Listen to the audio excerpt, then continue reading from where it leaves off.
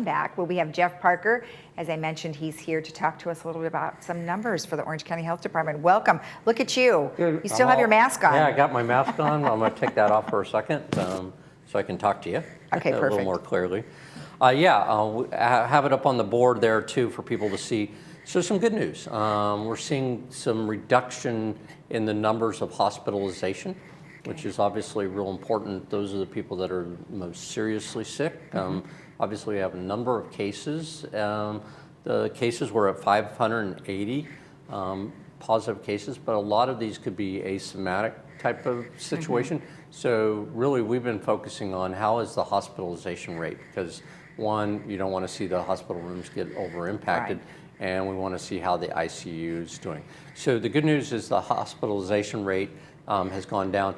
The ICU beds available has been pretty constant in the last week. It's varied in that number by 1 or 2%. There's 171 people currently in ICU, which equates to that 36%. Right.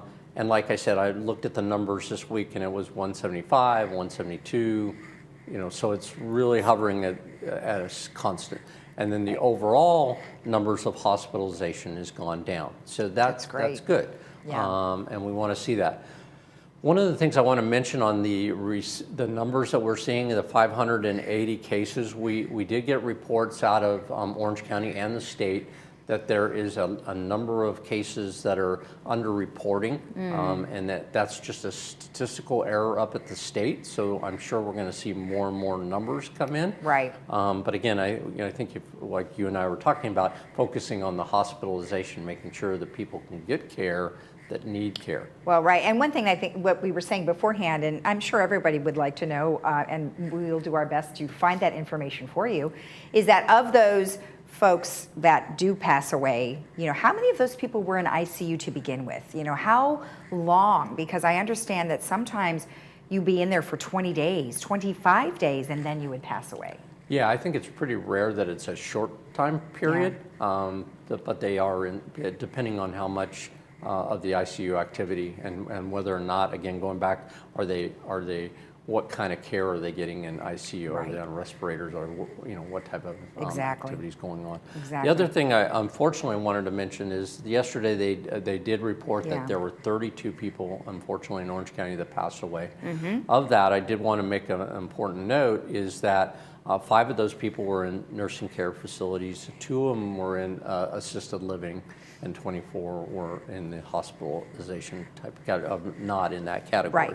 Right. So the importance of that is I went back and looked at the stats. We are still at, and it's a very high percentage, I wanted to focus this, for 55 and over, which is our community, of the people that get coronavirus and get this sick, that they're in ICUs, the death rate is, of all the deaths in Orange County, of that 697, 85% are in that category of 55 and above. Right. Because they have greater health risks, right. Or they have some other illness, but the combination of that and the impact of the coronavirus is very, very serious. And we want to make sure that people, again, are wearing their masks, social distancing, to reduce the amount of cases. Right.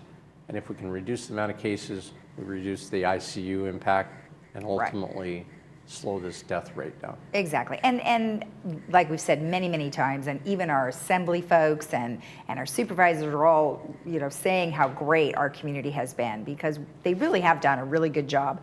And I know how much you don't like to wear a mask, but it's just part of our lives right now. And, someday we will not have to wear them.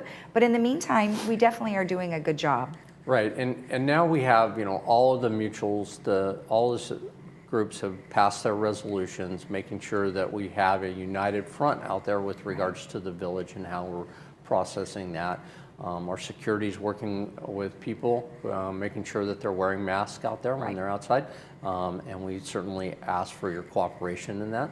And understand with regards to our activities such as our tennis, pickleball, swimming, when you arrive, you need to be wearing a mask. You need to have that preparation when you're coming into the village. If you're an individual resident, show that you have a mask, and the people that are coming in as contractors, especially if they're working independently for you as a resident here, make sure that they know our regulations and are aware of the fact that they need to be prepared to be wearing masks when they come into the village. Well, and also they're visitors too, right? Because some of the folks have been saying, or some of the reports are, it's younger folks not wearing their masks, and they could be asymptomatic, and then they're passing this on. So have a couple of masks on hand. You know, if you've got loved ones that are coming over, oh, I forgot my mask, just hand them one.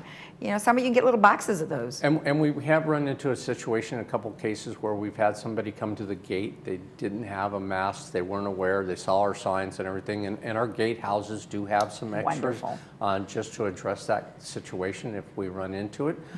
Most of the people that we've been working with though do have their mask and are wearing it out in the village, so that's really, really important, and it's a good thing. Excellent. Well, I appreciate all the information. Thank you so much. Yeah, I wanted to mention one other thing. We opened up the additional pools that we talked about, pool 4, and the additional lanes at 2 and 5.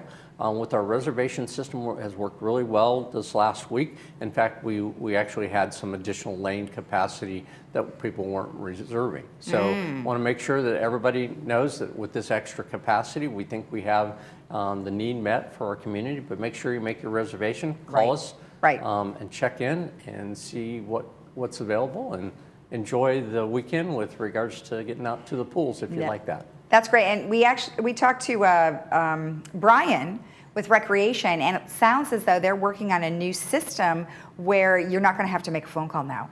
And we talked about that for the courts too. We do like a court reserve and things like that. So that's really exciting. Exactly, and that's coming down the road here real quick, we hope. And that new reservation system is going to make it much easier for our residents, and actually coordination for our staff too, to make sure that we have everybody lined up to get what they want, and if they are multiple reservations trying to get one time, then we can spread it out more efficiently too. Right, perfect. Thank you very much. You're welcome. All right, have a good weekend. You too. And if you have any additional questions regarding what we talked about today, you can always send us an email to info@lagunawoodsvillage.com. We'll be right back with Dan Daly.